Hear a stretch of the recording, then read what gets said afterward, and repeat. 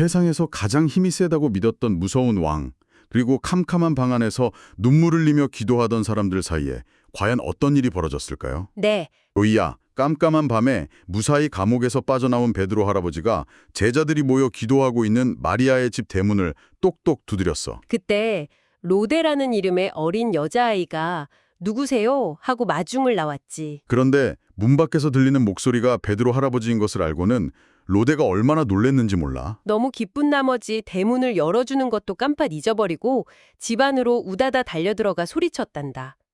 베드로 선생님이 문 앞에 오셨어요. 안에서 간절히 기도하던 사람들은 로데의 말을 믿었을까? 아니란다. 사람들은 네가 너무 기도하다가 미쳤구나 하고 로데를 나무랐지. 로데가 진짜라고 펄쩍펄쩍 뛰며 우기니까 사람들은 그럼 베드로의 수호천사인가 보다 하고 넘겨버렸어. 그동안 베드로 할아버지는 밖에서 계속 문을 쾅쾅 두드리고 있었단다. 드디어 사람들이 문을 열었고 살아 돌아온 베드로 할아버지를 보며 입이 떡 벌어질 만큼 깜짝 놀랐지. 베드로 할아버지는 쉿 하고 손짓으로 사람들을 조용히 시켰어.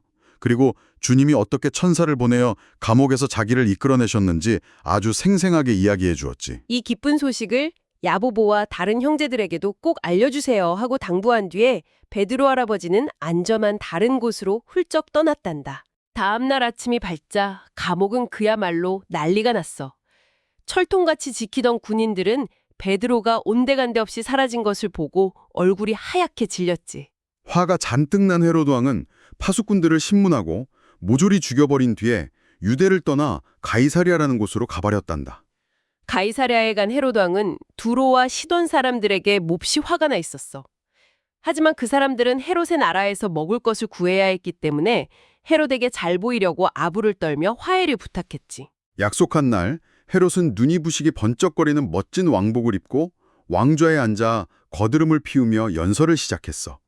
그러자 백성들이 우와, 이것은 신의 목소리지 사람의 목소리가 아니에요 하고 아부를 하며 소리를 질렀단다.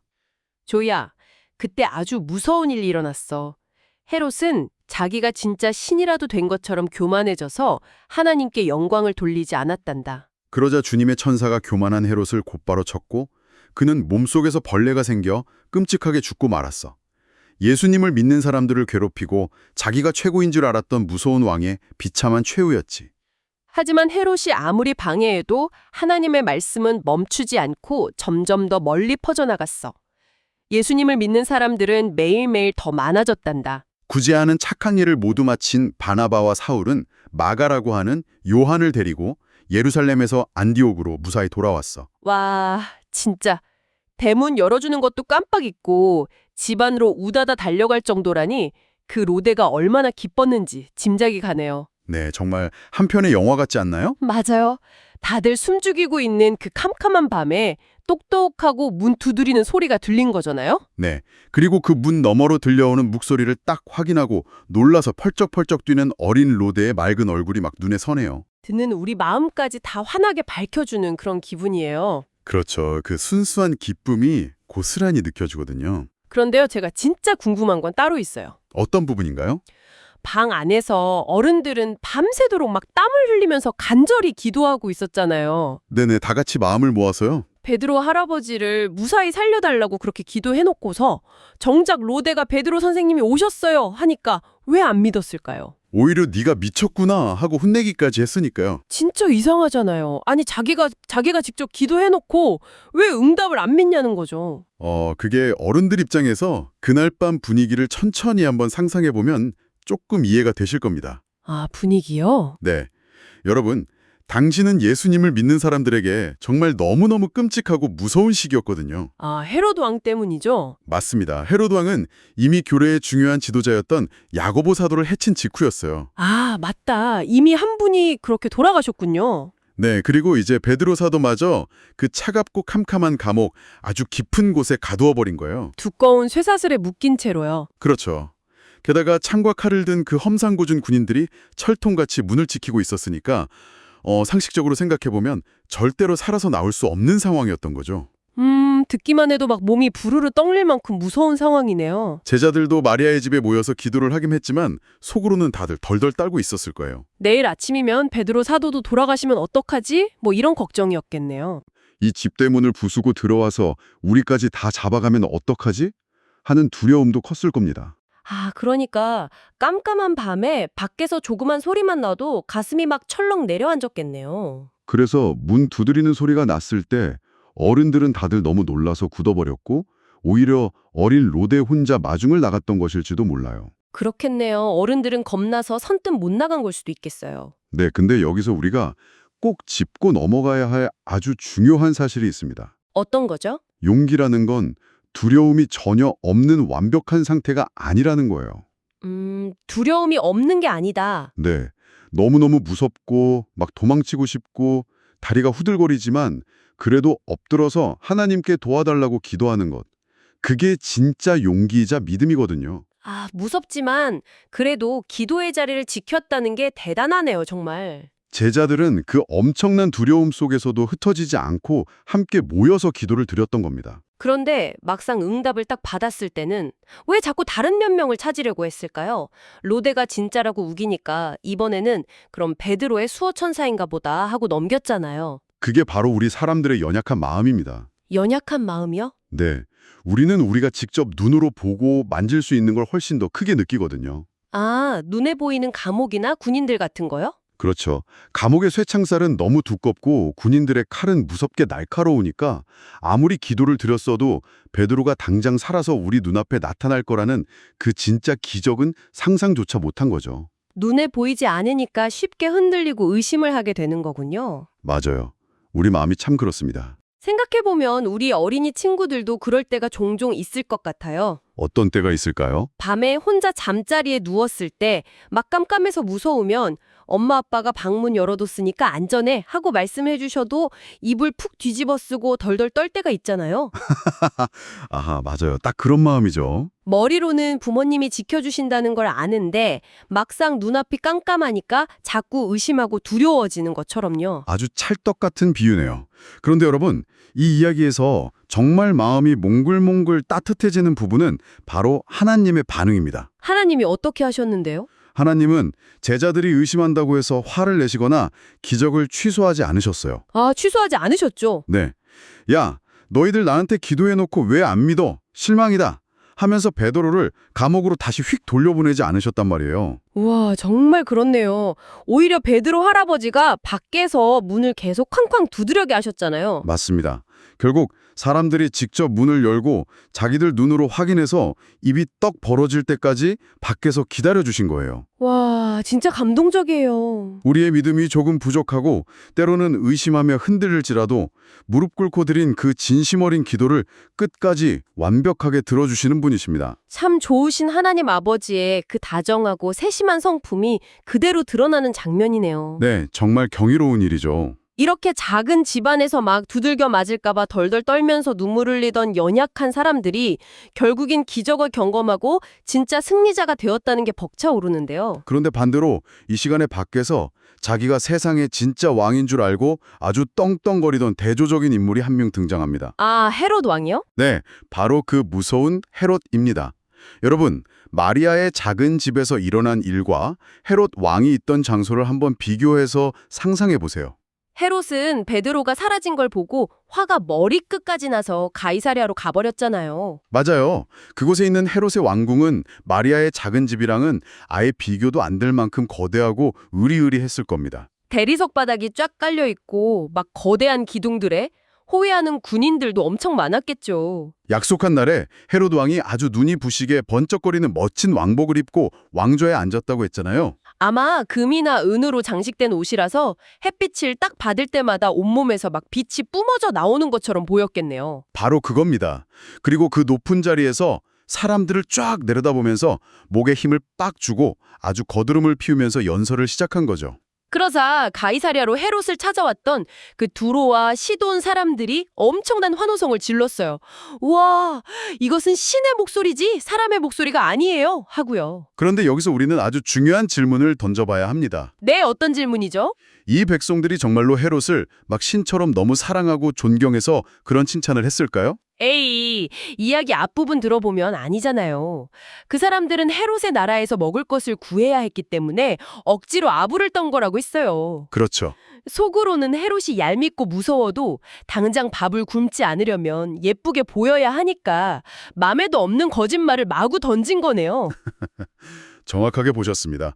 그 거창한 환호성은 사실 두려움과 욕심이 만들어낸 가짜 칭찬이었어요. 아, 가짜였군요. 그런데 진짜 큰 문제는 헤롯의 태도였습니다. 그는 그 거짓말을 완전히 진심으로 받아들여 버렸어요. 자기가 진짜로 대단한 신이라도 된 것처럼 어깨가 우주 끝까지 솟아올랐겠네요. 맞습니다. 만약에 여러분이 그런 상황이었다면 어땠을까요? 누군가 막 와, 넌 진짜 세상에서 제일 똑똑해! 천재야! 마치 신 같아! 라고 칭찬한다면요. 저라도 조금 우쭐해질 것 같긴 한데요. 그때가 바로 가장 위험한 순간입니다. 헤롯이 저지른 제일 크고 무서운 잘못이 여기서 등장하거든요. 무서운 잘못이요? 바로 교만입니다. 우리 어린이 여러분, 교만이라는 단어가 좀 어려울 수 있는데 쉽게 말하면 뭘까요? 하나님께서 주신 선물을 마치 처음부터 내 능력이었던 것처럼 착각하고 막 뽐내는 마음 아닐까요? 정확합니다. 헤롯은 자기가 입고 있는 저 화려한 옷, 사람들이 떠받들어주는 권력, 심지어 자기가 오늘 하루 숨쉬고 살아있는 것조차도 사실 다 하나님이 허락하셨기 때문이라는 걸 완전히 잊어버린 거예요. 아, 그래서 하나님께 영광을 돌리지 않았다고 성경에 쓰여 있는 거군요. 마땅히 하나님이 받으셔야 할 칭찬과 영광을 자기가 훔쳐버린 셈이죠. 아니요, 나는 그저 사람일 뿐입니다. 이 모든 것은 다 하나님이 주신 것입니다. 라고 말했어야 했는데 말이에요. 그렇죠.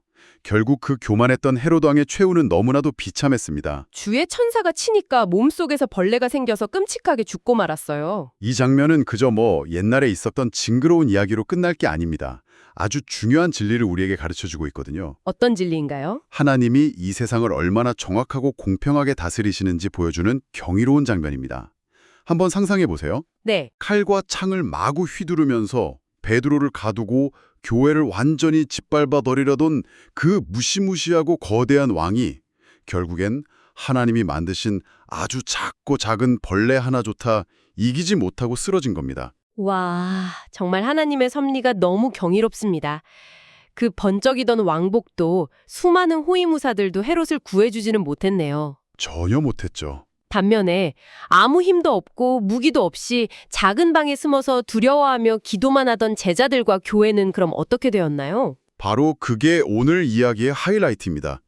가장 힘이 세 보였던 헤롯 왕은 흔적도 없이 비참하게 사라졌잖아요. 네, 벌레에게 먹혀서요. 하지만 세상 사람들 눈에는 아무 힘도 없어 보였던 하나님의 말씀은 전혀 멈추지 않았습니다. 오, 멈추지 않았군요. 오히려 그 무서운 핍박을 뚫고 쑥쑥 자라나서 점점 더 멀리 퍼져나갔어요. 예수님 믿는 사람들은 매일매일 더 많아졌고요. 아까 이야기 마지막에 바나바와 사울이 안디옥으로 돌아왔다고 했잖아요. 네, 그 바나바와 사울 같은 사람들을 통해서 복음은 이제 예루살렘을 넘어 온 세상으로 힘차게 뻗어나가기 시작한 겁니다. 진짜? 세상의 왕은 번쩍이는 왕관을 쓴 헤롯이 아니라 그 작은 방에서 드리는 눈물의 기도를 들으시고 온 우주를 다스리시는 하나님 한 분뿐이시라는 걸 가슴 깊이 깨닫게 되네요. 맞습니다. 그래서 우리는 이 놀라운 이야기에서 그냥 멈추지 않고 우리의 매일매일의 삶 속에서 어떻게 살아야 할지 적용해 봐야 합니다. 오늘 이 깊은 탐험을 통해서 우리 어린이 친구들과 부모님들이 일상에서 연습해 볼 수 있는 두 가지 중요한 결단이 있다고 들었어요. 네, 첫 번째는 바로 기도에 대한 다짐입니다. 네, 첫째는 기도군요. 우리 다 같이 끝까지 하나님을 믿어보기로 다짐해 볼까요? 우리가 기도할 때 때로는 제자들처럼 두렵고 의심이 생길 수도 있어요. 눈에 안 보이니까 불안해서요. 네, 예를 들어 화분에 사과 씨앗을 심고 싹이 나게 해달라고 기도했다고 해보죠. 그런데 정말 싹이 날까? 하고 의심하면서 매일매일 흙을 파서 씨앗을 확인해 본다면 어떨까요? 에이, 그럼 그 씨앗은 결국 죽어버려서 못 자라나죠. 맞아요. 우리 눈에 당장 기적이 보이지 않더라도 철문보다 두꺼운 감옥문을 여신 하나님께서 가장 완벽한 방법으로 우리 기도에 응답하고 계신다는 사실을 끝까지 믿으셔야 합니다. 너무 조급해하지 말고 의심하지 않고 끝까지 엎드려 기도하는 믿음을 꼭 가져야 하겠어요. 좋습니다. 그럼 두 번째 다짐은 무엇일까요? 두 번째는 헤롯 왕과 관련된 거겠죠? 겸손인가요? 맞습니다. 겸손. 즉 누가 진짜 왕인지를 절대 잊지 않는 겁니다. 여러분이 학교에서 받아쓰기 100점을 받거나 달리기에서 1등을 하거나 그림을 아주 잘 그려서 칭찬을 듬뿍 받을 때가 있을 거예요. 친구들이나 선생님이 와, 넌 정말 대단해, 천재 같아 해줄 때요. 네. 그럴 때면 저도 모르게 마음속에 불쑥 맞아. 내가 좀 대단하지? 내가 열심히 해서 이렇게 된 거야. 하고 어깨가 으쓱해지기 쉽거든요. 아, 맞아요. 막 뽐내고 싶은 마음이 들죠. 바로 그때가 헤로드 왕의 거울을 들여다보아야 할 때입니다. 칭찬을 받고 기뻐하는 것 자체는 아주 좋은 일이에요. 하지만 영광의 자리를 내가 훔쳐서는 안 된다는 거군요. 네, 속으로 조용히 이렇게 고백해 보는 겁니다. 하나님, 저에게 건강한 몸과 지혜로운 머리를 주셔서 감사합니다. 이 모든 것은 다 하나님이 도와주신 덕분입니다. 하고요. 우와, 진짜 멋진 고백이네요. 이렇게 좋은 일이 생길 때마다 모든 칭찬과 영광을 우리 진짜 왕이신 하나님께 돌려드리는 것, 그게 바로 예수님을 닮은 어린이의 모습이군요. 의심하지 않고 끝까지 기도의 자리를 지키는 굳건한 믿음, 그리고 내가 가진 모든 것이 하나님께서 주신 선물임을 잊지 않는 겸손함. 이 두 가지 보물 같은 교훈을 마음에 꽉 품고 오늘 하루를 살아가야겠습니다. 우리 어린이 친구들도 고개를 막 끄덕이면서 잘 듣고 있을 것 같네요. 네, 다들 마음에 잘 새겼을 거라 믿습니다. 자, 여러분은 오늘 무엇을 결심했나요? 사랑의 하나님 아버지, 참 감사합니다. 베드로 할아버지를 구해주셔서 교회의 기도에 응답해 주시고 교만한 헤로드 왕을 심판하신 놀라운 이야기를 들려주셔서 감사합니다. 하나님, 저도 마리아의 집에 모였던 제자들처럼 하나님께 간절히 기도하는 어린이가 되게 해주세요. 기도할 때 혹시라도 의심하는 마음이 생기지 않도록 제 믿음을 더욱 단단하게 쑥쑥 키워주세요. 그리고 헤로당처럼 제 힘과 지혜를 자랑하며 교만해지지 않게 제 마음을 지켜주세요. 좋은 일이 생길 때마다 나를 뽐내하기보다 언제나 하나님께 제일 먼저 감사하고 찬양하는 겸손한 예수님의 제자가 되게 도와주세요. 저의 기도를 가장 아름답게 들어주시는 예수님의 이름으로 기도드립니다. 아멘.